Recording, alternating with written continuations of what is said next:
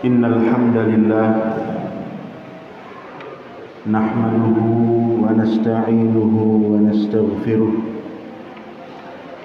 ونعوذ بالله من شرور أنفسنا ومن سيئات أعمالنا من يهده الله فلا مضل له ومن يضلل فلا هادي له أشهد أن لا إله إلا الله وحده لا شريك له وأشهد أن محمدا عبده ورسوله يا أيها الذين آمنوا اتقوا الله حق تقاته ولا تموتن إلا وأنتم مسلمون أما بعد. Alhamdulillah, pada malam hari ini Allah Subhanahu wa Ta'ala mempertemukan kita kembali di masjid yang penuh dengan keberkahan ini, Masjid PB Sudirman, yang rutin insyaallah di setiap hari Sabtu ba'da maghrib ada kajian rutin yang membahas kitab-kitab para ulama, yang pada kali ini pekan ketiga kita akan melanjutkan pembahasan yang ada pada kitab Riyadhus Shalihin. Untuk malam hari ini kita memasuki bab yang baru. Judul babnya adalah Bab Fit Ta'awun 'alal Birri wat Taqwa. Bab tentang ta'awun, saling tolong menolong, 'alal birri wat taqwa, dalam kebaikan dan ketakwaan.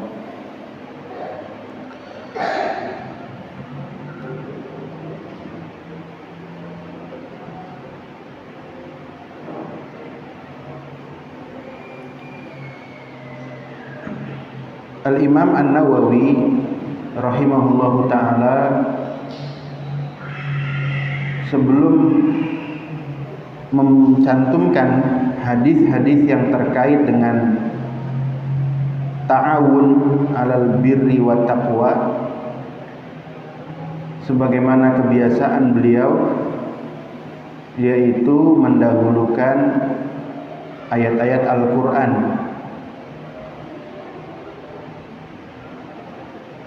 Beliau memulainya dengan firman Allah Subhanahu wa Ta'ala dalam surah Al-Maidah ayat yang kedua. Qala Allah Ta'ala wa ta'awanu 'alal birri wat taqwa. Allah Subhanahu wa Ta'ala memerintahkan agar tolong menolong di dalam kebaikan dan ketakwaan. Selanjutnya beliau rahimahullahu ta'ala mencantumkan surah Al-Asr. Surah Al-Asr ayat yang ke-1 sampai ayat yang ke-3. Wa qala ta'ala wal 'asri innal insana lafi khusrin illa alladzina amanu wa 'amilus solihati wa tawasaw bil haqqi wa tawasaw bis sabr.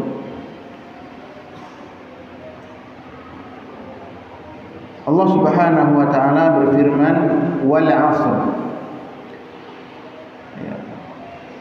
Wawu di situ sebagai huruf qasam, sumpah. Dan Allah Subhanahu wa taala bersumpah dengan kata al-asr.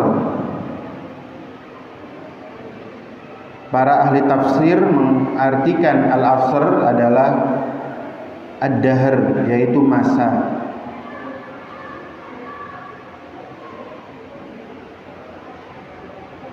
Kenapa Allah Subhanahu wa taala bersumpah dengan waktu atau masa, ya, sebagai peringatan, ya, bahwa waktu itu berlalu begitu cepat, berganti begitu cepat,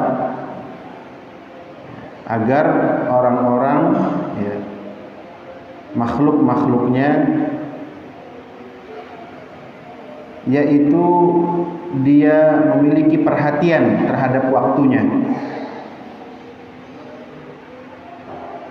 Dan para ulama yang lain mengartikan al-asr dengan makna sholat asar,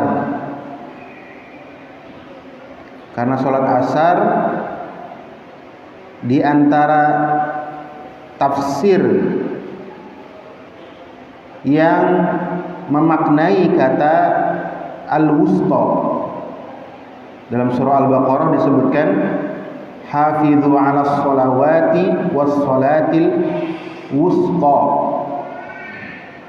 Kata al-wusta sebagian mengartikannya adalah al-asr, sholat asar, karena pentingnya sholat ini.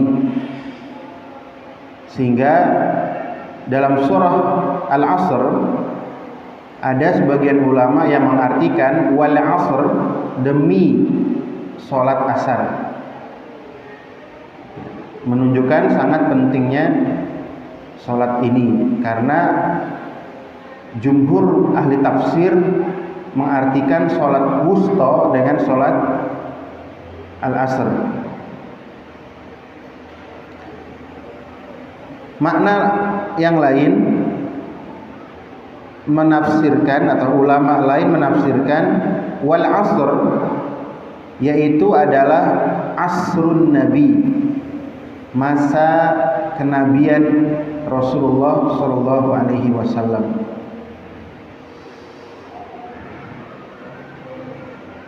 Pendapat lain mengatakan makna al-asr adalah Rabbul asr, ya, Rabb yang menguasai waktu, yaitu Allah Subhanahu wa taala.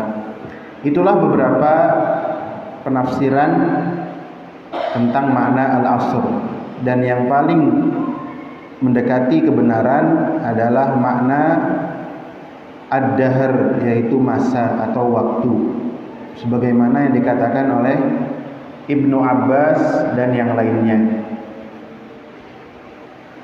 Allah Subhanahu wa taala berfirman wal 'asr innal insana lafi khusr.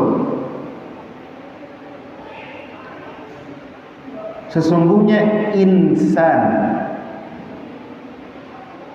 insan yang dimaksud di dalam ayat tersebut ada dua penafsiran. Penafsiran yang pertama maknanya adalah yaitu al-kafir.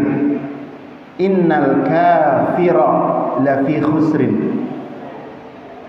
Maknanya adalah orang-orang kafir dalam khusr, kerugian. Makna yang pertama. Makna yang kedua, makna innal insana. Al-insan yang dimaksud adalah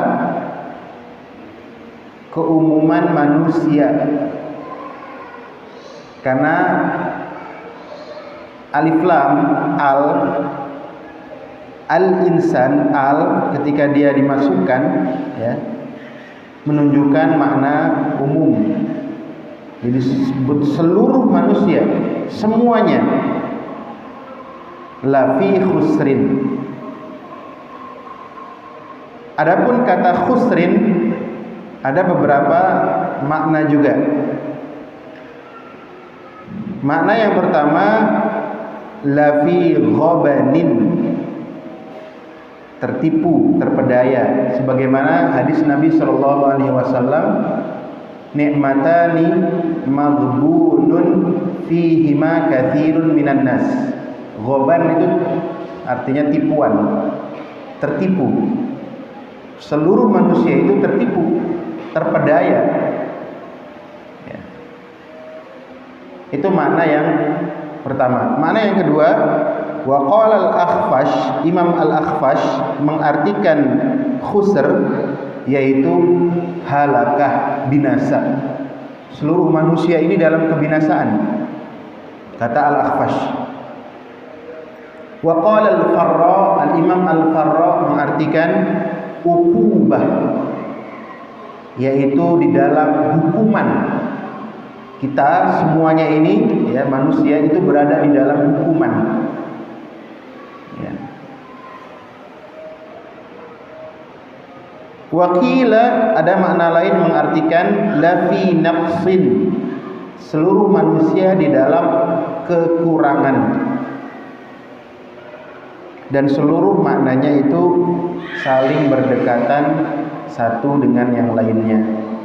Inilah yang disebut dengan perbedaan yang bersifat variatif. Innal insana lafi khusrin illa alladzina amanu. Kemudian Allah Subhanahu wa taala membuat pengecualian, istisna minal insan, pengecualian dari jenis manusia yang tadi, yang secara umum dalam kerugian. Ada orang-orang yang tidak tergolong di dalam kerugian tersebut, di dalam kebinasaan tersebut, di dalam keterpedayaannya tersebut.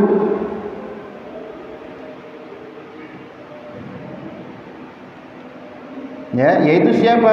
Illal ladzina amanu, kecuali orang-orang yang beriman. Wa 'amilus shalihat,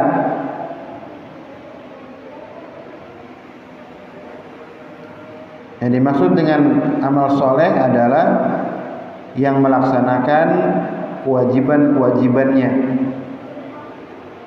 Wa tawasau bil haqq, tawasau.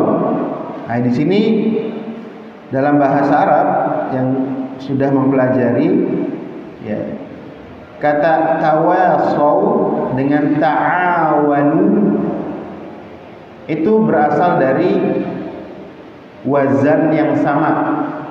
Wazannya adalah tafa'ala, yang menunjukkan makna musyarakah, saling. Ya. Jadi tawasau berarti saling berwasiat satu sama lain. Ya. Wa tawasau bil haqq, saling berwasiat bil haqq. Apa makna al-haq? Ada beberapa makna. Makna yang pertama, bil haq ay bit tauhid, dengan tauhid. Makna yang kedua, bil haq wa qila ma'nahu ay bil Qur'an, saling menasihati, berwasiat, ya, dengan Al-Qur'an, dengan tauhid, dan maknanya saling berdekatan. Wa tawasau bis sabr,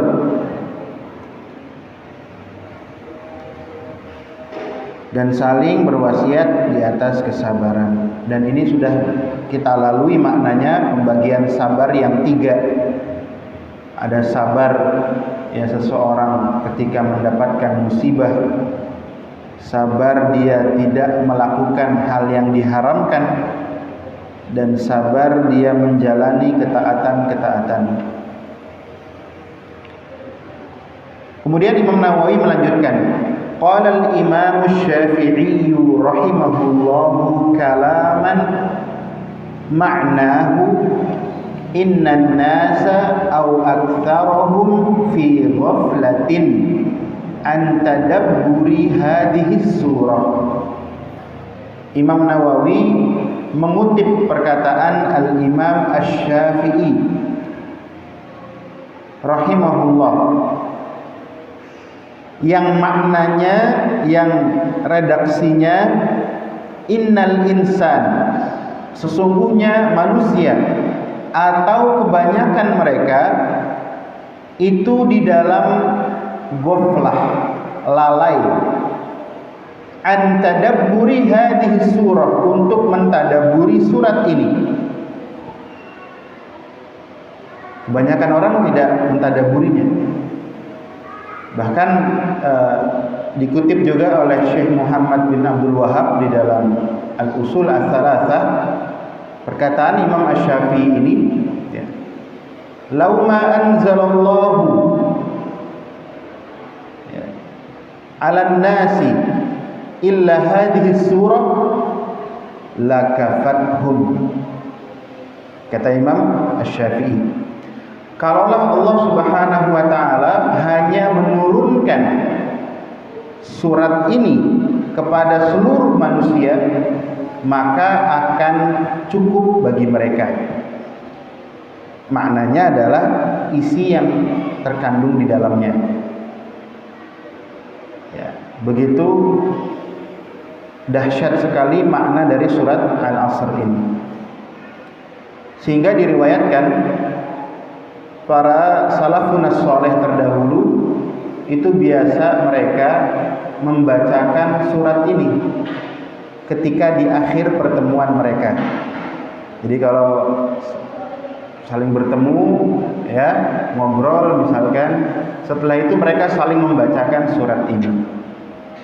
Jadi kalau misalkan di TPA ada membacakan surat ini, mungkin dari situ riwayatnya. Dan kita tidak boleh gegabah kemudian mengatakan itu bid'ah misalnya. Kenapa? Karena ada riwayatnya. Ya. Jadi menunjukkan keagungan surat ini. Surat apa? Al-Asr. Sekarang kita ke hadisnya.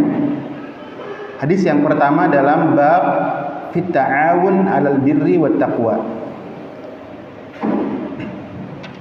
An Abi Abdurrahman Zaid bin Khalid al-Juhani radhiyallahu anhu qala qala Rasulullah sallallahu alaihi wasallam man jahhaza ghaziyan fi sabilillahi faqad ghaza wa man khalafa ghaziyan fi ahlihi bi khairin faqad ghaza.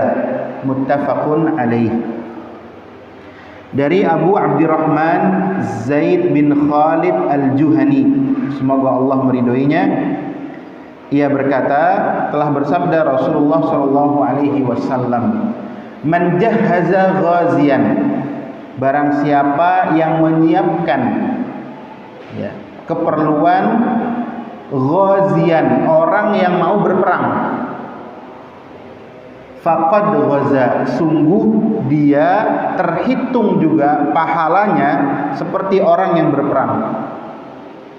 Dia nggak berangkat, hanya menyiapkan keperluan orang untuk berperang, disiapkan kudanya, disiapkan senjatanya, ya, disiapkan perbekalannya selama peperangan.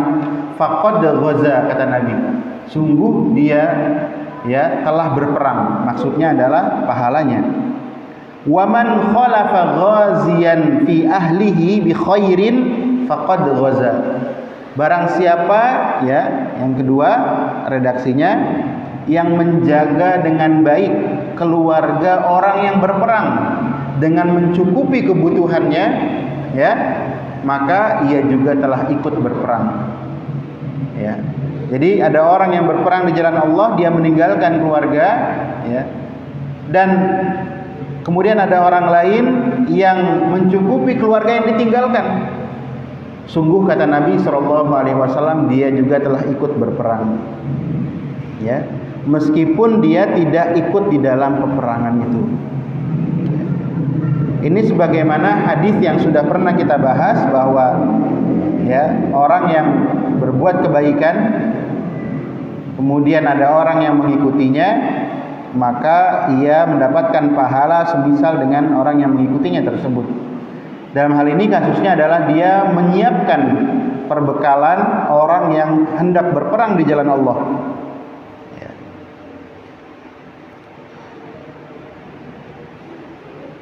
Hadis-hadis yang serupa juga pernah kita bacakan, ya, yang intinya menunjukkan bahwa ya, dalam hadis ini ada motivasi buat kita kaum muslimin untuk senantiasa berbuat kebaikan. Dan orang yang melakukan sebuah kemaslahatan untuk kaum muslimin, ya, atau dia kemudian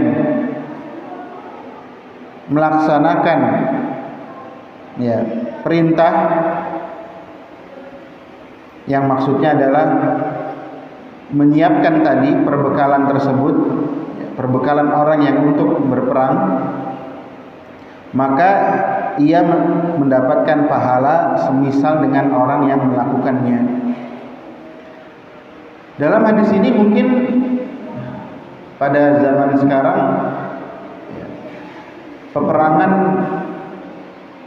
belum lagi ada. Saya tidak katakan tidak ada, tidak akan ada, tapi belum lagi ada. Terus bagaimana? Ya, apakah pahalanya hilang? Tentu tidak, ya. Kenapa? Karena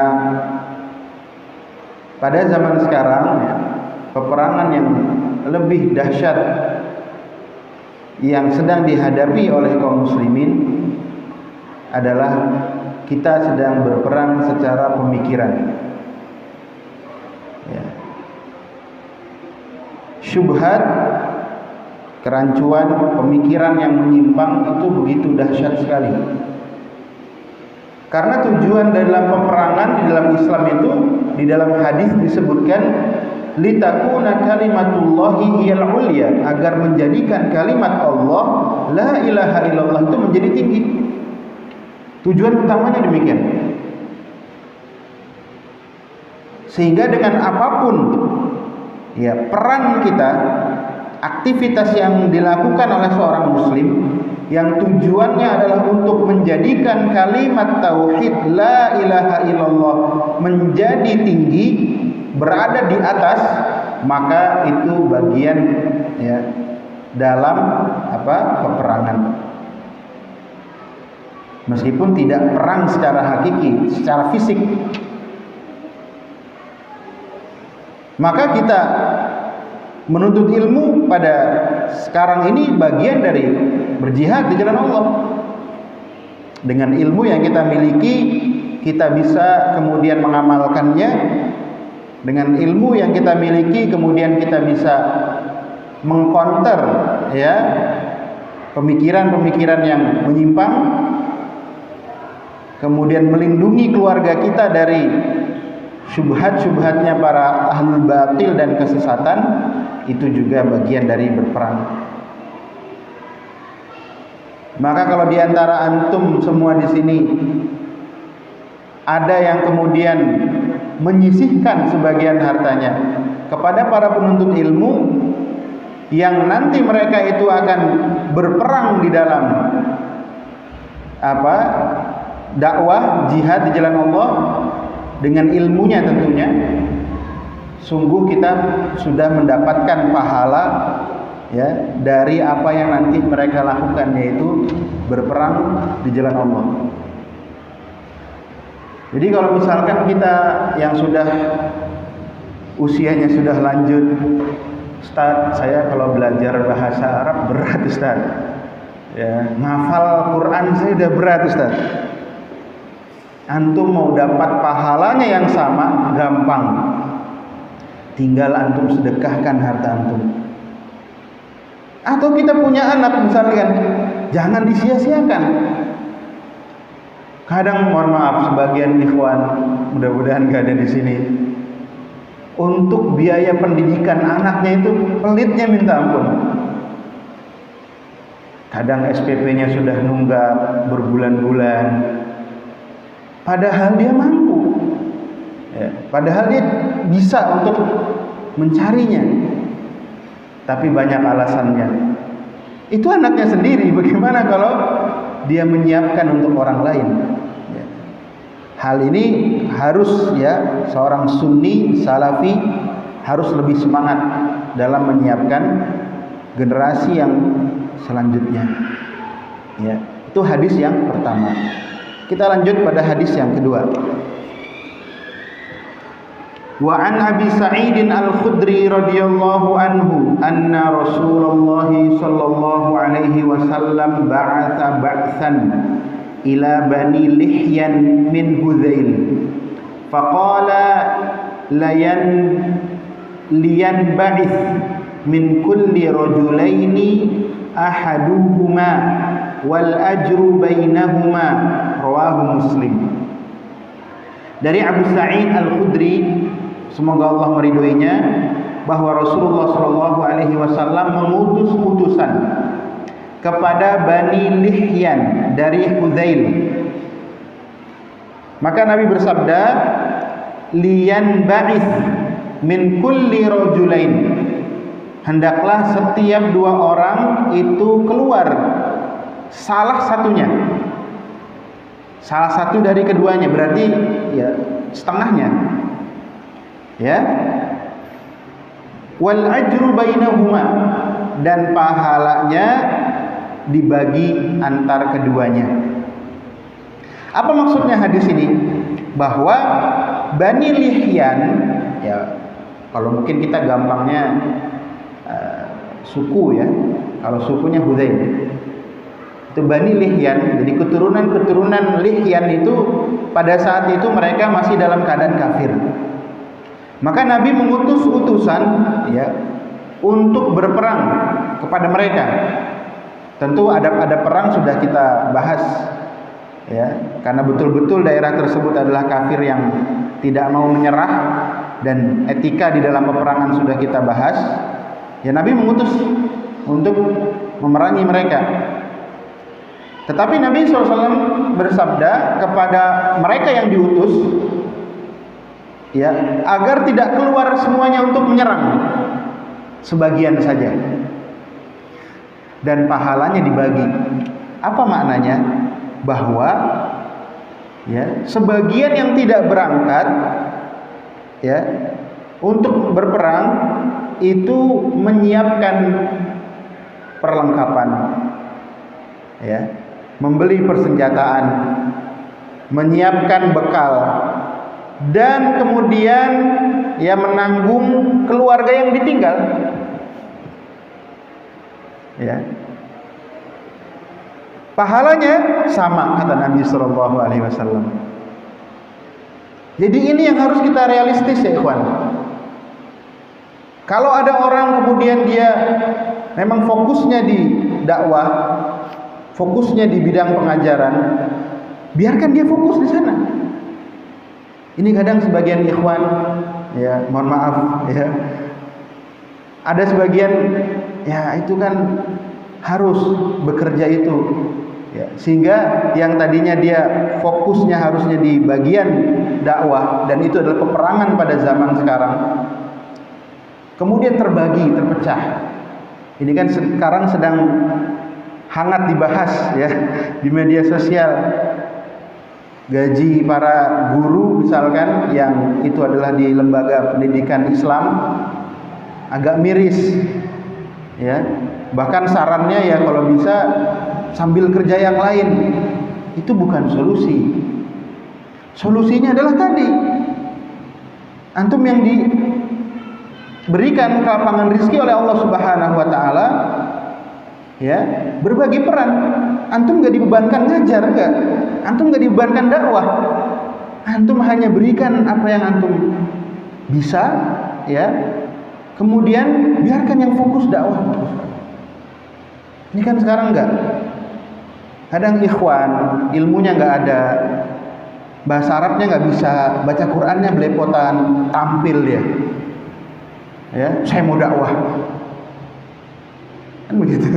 Ya, belajarnya enggak mau, dakwahnya semangat. Supaya tampil, supaya terlihat. Sementara ahli ilmu yang beneran, ya, itu kadang dituduh macam-macam. Wah, ini katanya manhajnya nggak jelas, kan gitu. Gurunya nggak jelas. Dituduh macam-macam. Padahal dia orang yang punya ilmu.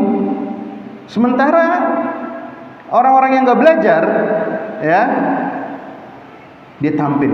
Ini musibah. Ini salah cara berpikir seperti ini. Harusnya kita berbagi peran, ya. Mereka yang memang fokus di dalam dakwah, biarkan fokus di sana. Nah, kita, ya sebagian kita yang memang kita bekerja, ya, kita ada waktu buat belajar, kita bekerja, ya, kita cari nafkah, kita berbisnis, ya, kita hidupkan mereka, para pelajar, para tolabah, para duat. Ini yang harus kita bentuk. Sehingga dulu guru kami Ustadz Abu Qatadah menceritakan tentang gurunya Syekh Mukbil. Syekh Mukbil itu nggak pernah keluar dari markas, jarang, ya, fokus beliau berdakwah. Nggak pernah ke pasar juga karena murid-muridnya yang memenuhi kebutuhan beliau.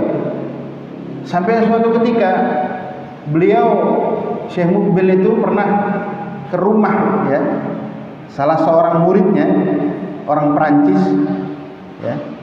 Beliau lihat, ya, ini kok ada yang gerak-gerak ini, ya, ada binatang gerak-gerak, ikan. Ini akuariumnya bagus sekali, kata Syekh Mukbil. Kata muridnya yang orang Perancis ini, Syekh, ini bukan akuarium, ada tilfaz, ini televisi, Syekh. Sampai nggak tahu televisi, Syekh Mukbil, karena memang fokus dalam dakwah, ya. Sampai guru kami Ustadz Abu Qatadah cerita, Syekh Mukbil itu nggak tahu uang dolar berapa nilainya, itu tidak tahu. Kenapa? Karena yang fokus di dalam mengajar dari mulai pagi, siang, sore. Kita mungkin tidak bisa seperti itu sepenuh, ya, tapi setidaknya kita mainkan peran kita di mana, ya. Kita mengambil peran dan pahalanya sama, ya, pahalanya sama. Nah, kekacauan ini terjadi kenapa? Karena orang yang tidak tampil, bukan yang tidak tampil, yang tidak punya ilmu, kemudian merasa berhak tampil, berhak dia ceramah kemana-mana, padahal ilmunya nggak ada, ya. Karena mungkin dekat dengan, ya, ustadz yang lainnya, ya. Nah, ini bahaya. Sehingga ini yang harus kita perhatikan, bahwa Nabi saja tidak menyuruh semuanya keluar, enggak. Setengahnya mempersiapkan perbekalan, setengahnya lagi berangkat berperang. Pahalanya sama, kata Nabi SAW. Ya, ini yang keberapa? Hadis yang kedua. Hadis yang ketiga. Nah, kalau ini buat para ummahat, ya, diperhatikan. Wa an Ibnu Abbas radhiyallahu anhuma anna Rasulullah sallallahu alaihi wasallam laqiya raqban birrawha faqala manil qaum qalu al muslimun faqalu man anta qala Rasulullah farafa'at ilaihim ra'atun sabiyyan faqalat ali hadha hajjun qala na'am walaki ajrun. Rawahu Muslim. Dari Ibnu Abbas radhiyallahu anhuma bahwasanya Rasulullah SAW bertemu dengan rokban, yaitu beberapa orang yang menunggangi unta, yang kita bisa disebut, ya, mereka adalah rombongan haji, ya, rombongan haji di daerah yang bernama Rauha. Nabi bertanya, manil qaum, siapa aja ini? Ya, siapa ini? Kata mereka, al muslimun, kaum muslimin wahai Rasulullah. Ya, Rasulullah nggak tahu mereka, mereka pun nggak tahu Rasul, sehingga mereka bertanya, man anta, siapa engkau? Rasul menjawab, Rasulullah. Para ulama memberikan penafsiran. Ada yang mengatakan ini kejadiannya malam hari sehingga nggak terlihat. Ada yang mengatakan mereka belum bertemu dengan Nabi, Sedangkan zaman dahulu nggak ada foto kan, nggak ada WhatsApp juga gitu. Jadi nggak tahu siapa. Kalau sekarang tahu, oh ini Ustadz Fulan, ya, oh ini Syekh Fulan. Dulu nggak ada. Mereka nggak tahu. Nabi nggak tahu mereka siapa. Nah, tiba-tiba di tengah percakapan itu ada seorang wanita yang mengangkat anaknya dan bertanya kepada Nabi SAW, alihada hajjun, apakah anak ini sah hajinya? Jadi mereka rombongan haji, ya, yang bertanya kepada Nabi, seorang wanita mengangkat anaknya, apakah sah haji anak ini? Maka kata Nabi SAW, na'am walaki ajrun, iya sah hajinya dan bagimu pahala. Hadis diriwayatkan oleh Imam Muslim. Para ulama menjelaskan kenapa ibunya ini bisa dapat pahala. Ada beberapa kemungkinan. Kemungkinan yang pertama, ibunya ini gendong anaknya tatkala tawaf, ya, tatkala tawaf. Kemungkinan yang kedua, ya ibunya memberitahu kepada anaknya hal-hal apa saja yang tidak boleh dilakukan oleh orang-orang yang sedang ihram, ya. Sekarang bagaimana kaifiyah menggendong anak? Dan ini diajarkan oleh dosen saya, ya, ketika kuliah. Kata Syekh, ya, kalau menggendong anak yang tawaf itu dihadapkan ke depan. Jadi kepalanya itu arahnya ke sana. Atau begini boleh. Atau begini, tapi ke depan. Gak boleh kepalanya ngadep ke belakang. Karena kalau ngadep ke belakang berarti dia membelakangi ketika tawaf. Dan tidak sah yang seperti itu. Kalau mau sah, ya kita hadapkan ke depan. Atau zaman sekarang modern misalkan dengan kursi roda misalkan, ya itu sah. Itu hadis yang keberapa. Dan ini faedahnya banyak. Selain haji, para ibu dan bapak yang memiliki anak, ketika anaknya melakukan amal soleh yang itu diajarkan oleh orang tuanya, ya, dia mendapatkan pahala. Maka kita harus bersemangat mengajarkan anak kita. Meskipun itu huruf-huruf hijaiyah, meskipun itu surah Al-Fatihah saja, meskipun surat-surat pendek saja. Kenapa? Apakah kita mau pahala kita diambil oleh guru-guru anak kita, ya? Itu mendapatkan pahala yang besar mengajarkan surat Al-Fatihah, karena dipakai terus sampai dia besar, sampai dia tua ketika dalam sholatnya, ya. Nah, itu yang menjadi pelajaran bagi kita, sehingga para ummahat harus semangat mengajarkan anak, karena disitulah pahala yang begitu besar, ya. Kalau kita, ya, para ummahat semangat mengajarkan anak orang lain, mestinya lebih semangat ngajarin anak sendiri. Jangan dibalik, ngajarin anak orang semangat, ngajarin anak sendiri, ya, kurang semangat, ya, bahkan mungkin lebih temperamen, emosionalnya lebih tinggi, ya, kepada anak sendiri. Jangan, ya, harus lebih sayang. Kenapa? Kata Nabi, walaki ajrun, bagimu juga pahala. Anak kita ketika membaca ayat Al-Quran yang dari kita, huruf hijaiyahnya, kita pun dapat pahala. Sholat yang kita ajarkan pada anak kita, bacaan-bacaan doa, dan dia amalkan, kita pun dapat pahala, ya. Jadi kalau anaknya ada 10 antum ini, ya, antum ajarkan semua Al-Fatihahnya, bacaan sholatnya, berapa pahala yang dapat? 10. Begitu juga orang yang mengajarkan kebaikan. Pernah kita bahas hadis Ali, la ayyahdiyallahu bika rajulan wahidan khairul laka min humrin na'am.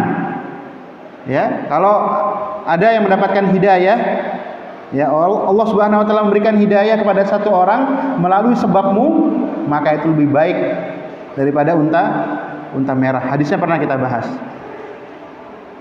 Begitu juga tadi sebaliknya, kita nggak mampu ngajarin, kita nggak mampu, misalkan sebagian kita nggak mampu ngajarin baca Al-Quran, ya, kita datangkan guru, kita biayai, pahala tidak? Pahala, ya. Jangan kita bakhil, biarin aja lah, ya, biarin, kan juga gede bisa sendiri. Jangan kita pelit sama anak sendiri, ya. Karena kita pun akan mendapatkan pahala dari apa yang kita infakkan, apa yang kita berikan untuk anak kita, ya. Wallahu a'lam bishawab. Ada tersisa satu hadis lagi, kita tunda sekalian dengan siapa nanti yang mau bersoal jawab ya, boleh. Satu hadis kita adzan terlebih dahulu, nanti dilanjut setelah adzan sekitar 5 menit. Wallahu a'lam bishawab. Wassallallahu ala nabiyina Muhammad wa ala alihi washabbihi wasallam. Bismillahirrahmanirrahim. Alhamdulillahirabbil alamin. Wassalatu wassalamu ala asyrafil anbiya'i wal mursalin nabiyina Muhammad wa ala alihi wa sahbihi ajma'in. Amma ba'd. Kita lanjutkan hadis yang terakhir.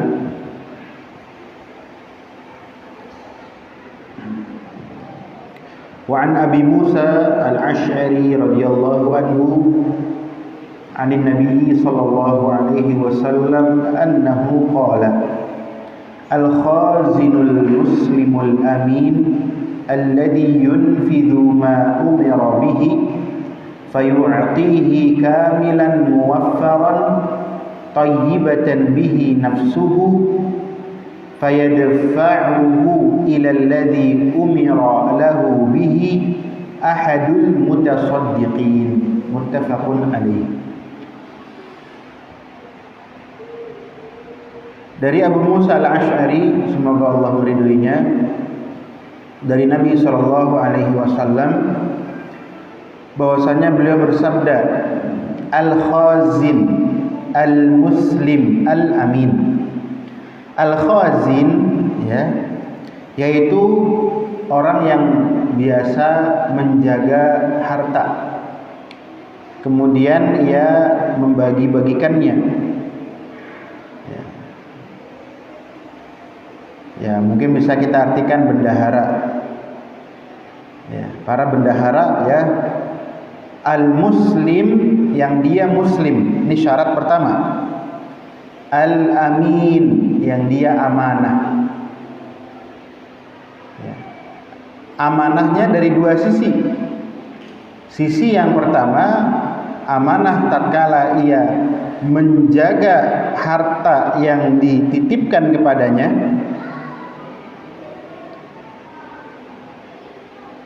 Dan yang kedua adalah ia memberikan harta tersebut ketika diperintahkan untuk memberikannya. Maka kata Nabi sallallahu alaihi wasallam, ia adalah ya salah satu dari orang yang bersedekah. Siapa? Si bendahara tersebut. Jadi syarat yang pertama adalah muslim. Kenapa? Karena selain muslim ya, maka tidak akan dihitung sebagai pahala. Akan diberikan pahalanya di akhirat kelak. Mau dia kebaikannya ya sangat baik sekali misalkan, tapi karena tidak beriman ya nggak ada pahalanya, tetapi diberikan balasan di dunia, sekedar di dunia saja. Itu orang kafir. Syarat yang kedua kata Nabi, al-amin, amanah. Ya. Ini menunjukkan kepada kita bahwa ada yang dia tugasnya menjaga harta dan tugasnya membagikan harta tersebut, dia tidak amanah. Nah, ini menjadi pelajaran buat kita. Ya. Jadi sisi amanahnya sudah disebutkan dalam hadis ini dua hal. Ketika dia menjaga harta tersebut, ya melaksanakan apa yang diperintahkan, ya berarti menjaga harta tersebut. Kalau perlu dengan pencatatan, ya berapa yang ada, dananya itu, apa yang ada sekian, catat, dijaga. Tidak boleh dia kemudian ya menggunakan harta tersebut, kecuali kalau misalkan memang kemudian dia meminta izin kepada pemiliknya karena dengan kebutuhan, ya tentu tetap dengan mengembalikannya. Yang kedua yaitu memberikan harta tersebut. Nah, ini Kenapa para ulama mengatakan ya, berdasarkan hadis ini biasanya ya, al-khazin yang menjaga harta tersebut itu berat untuk memberikan harta ya kepada orang lain. Padahal itu bukan hartanya. Ya.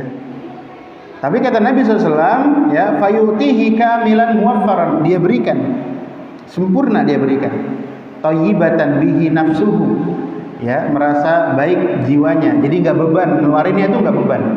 Ya memang orang lain misalkan dia bendahara, ada yang memang misalkan ini peruntukan untuk penerima zakat sekian ya berikan saja. Ya, jangan dengan alasan ini kan buat dana safety misalkan, ini kan buat ini buat itu. Enggak, itu haknya berikan karena itu bukan hartanya, dia hanya dititipkan. Ya, maka Nabi SAW mengatakan ia adalah bagian dari salah seorang yang bersedekah. Padahal dia nggak bersedekah, itu bukan hartanya itu. Tapi karena dia menjaga hartanya dan mengeluarkan ketika diperintahkan dengan baik, maka pahalanya sama dengan orang yang bersedekah. Ya.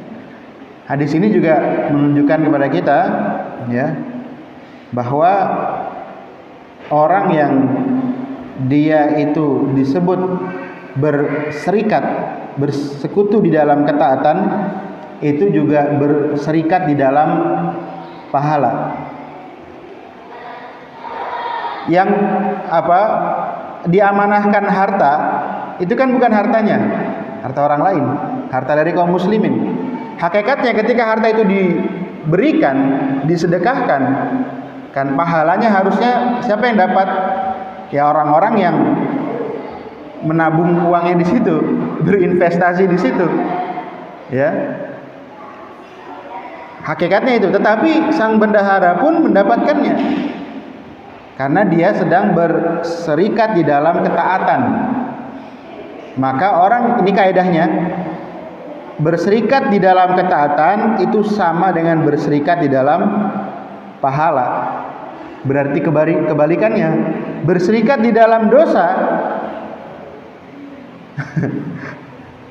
berserikat di dalam kemaksiatan berarti berserikat juga di dalam dosa.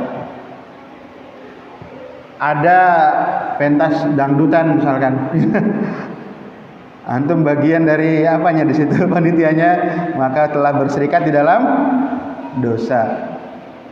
Ada kajian begini, antum berserikat menjadi panitianya, minimal beresin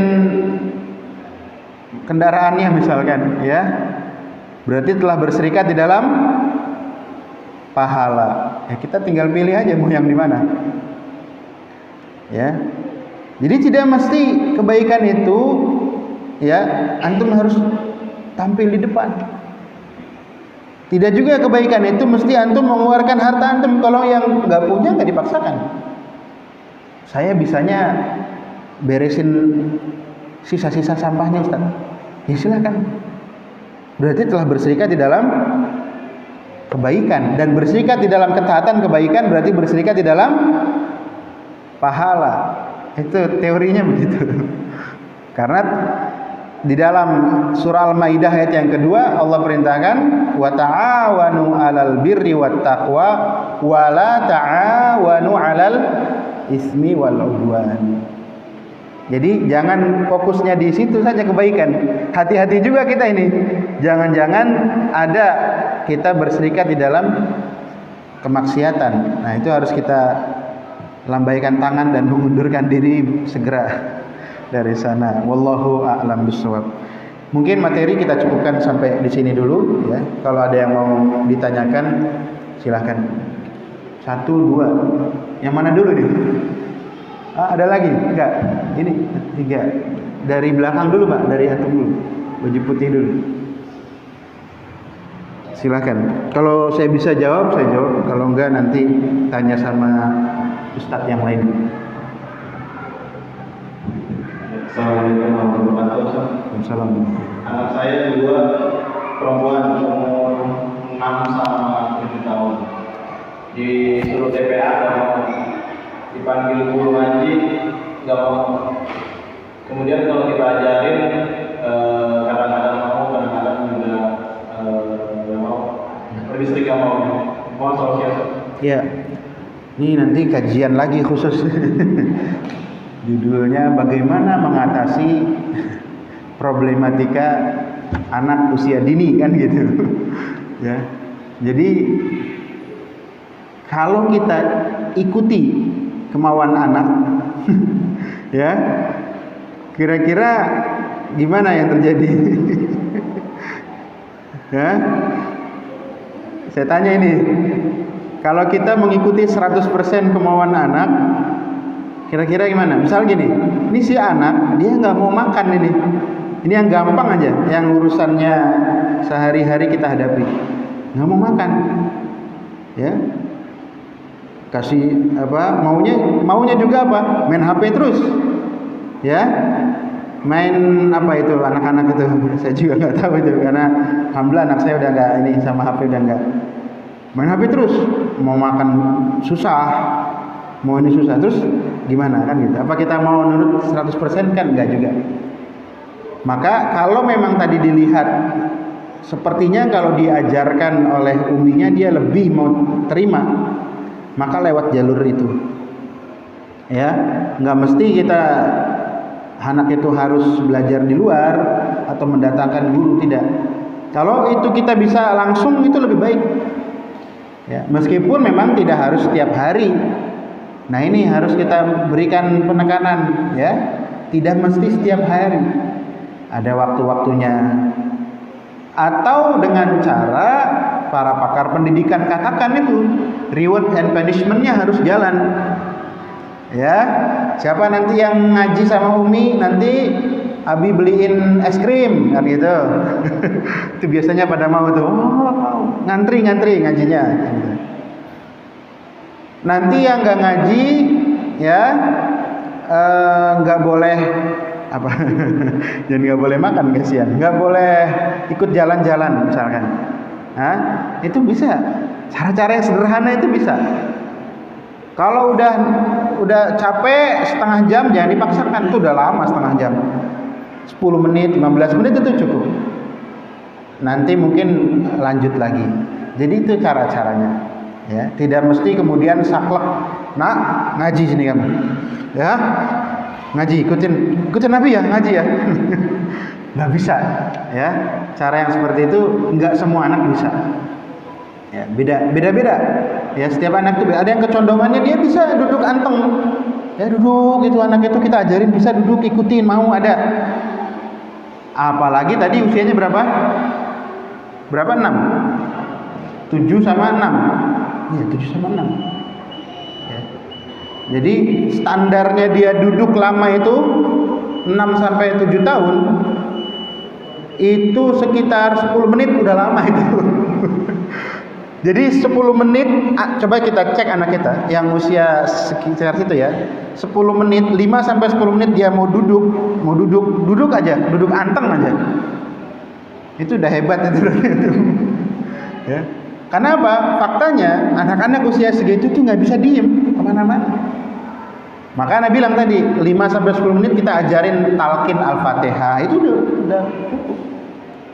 Atau misalkan ya di rumah kita sering ini kan apa video murotal ya.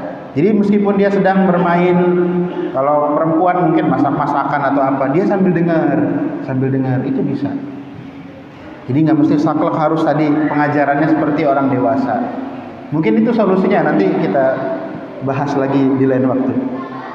Pak Im apa? Boleh. Fadhal. Nanti selanjutnya ini ya. Assalamualaikum warahmatullahi wabarakatuh. Waalaikumsalam warahmatullahi wabarakatuh. Ustaz, mau nanya, misal ada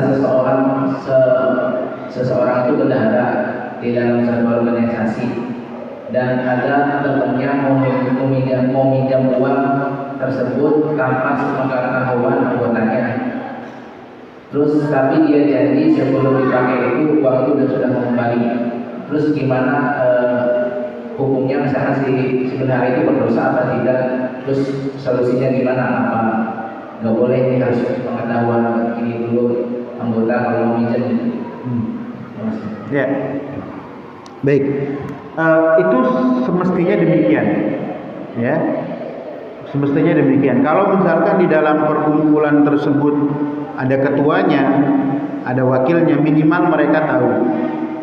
Ya, jadi setidaknya ada saksi si fulan itu pinjam.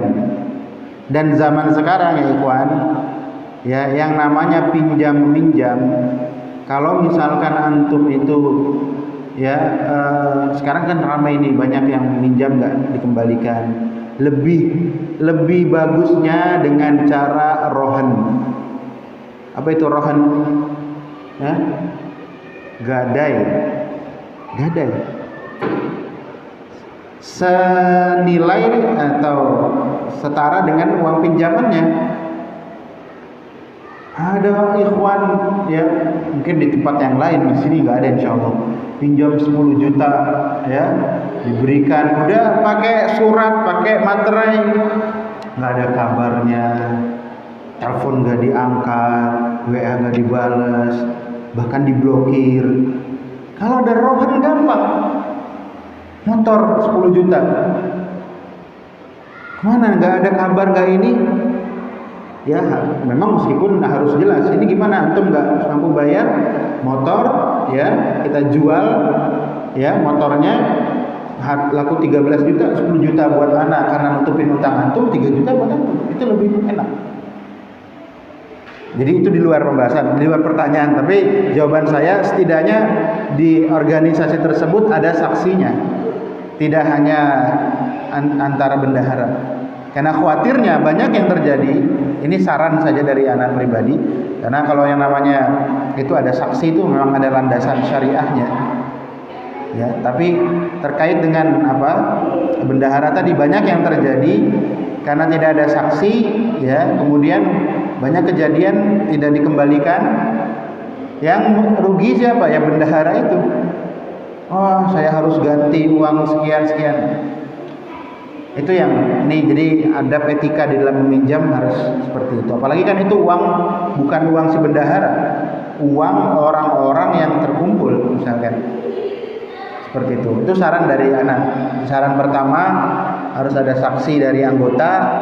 Kalau lebih diberitahu lebih bagus. Fulan pinjam sekian misalkan. Ya, surat ininya sekian, saksinya demikian. Itu lebih bagus supaya tahu. Ya, yang kedua saran ana pribadi kepada antum semua, kalau orang pinjam dengan jumlah besar, lebih baiknya pakai rohan caranya. Tapi kalau antum ikhlaskan, ana ikhlaskan lah udah. Tapi ikhlas bener ikhlas, nanti sebulan kemudian antum ngomong lagi kan gitu. Ini bahaya. Di awal berusaha ikhlas, ini termasuk di dalam la tubtilu shadaqatikum bil manni wal adza. Jangan batalkan sedekah antum dengan al-man wal adza, penghinaan. Ya. Ngomongin di belakang. Sedekah aja. Nah, itu di luar jawabannya. Oke, terakhir mungkin sama. Oh ya. Baik, syukran jazakumullah khairan. Ana ucapkan ya, terima kasih atas kehadiran antum ikhwan dan akhwat, mudah-mudahan bermanfaat apa yang kita kaji. Meskipun ini sederhana pembahasannya, tetapi ana rasa bermanfaat untuk kehidupan keseharian kita. Kita tutup dengan doa kafaratul majlis. Subhanakallahumma wa bihamdika asyhadu an la ilaha illa anta astaghfiruka wa atubu ilaik. Assalamualaikum warahmatullahi wabarakatuh.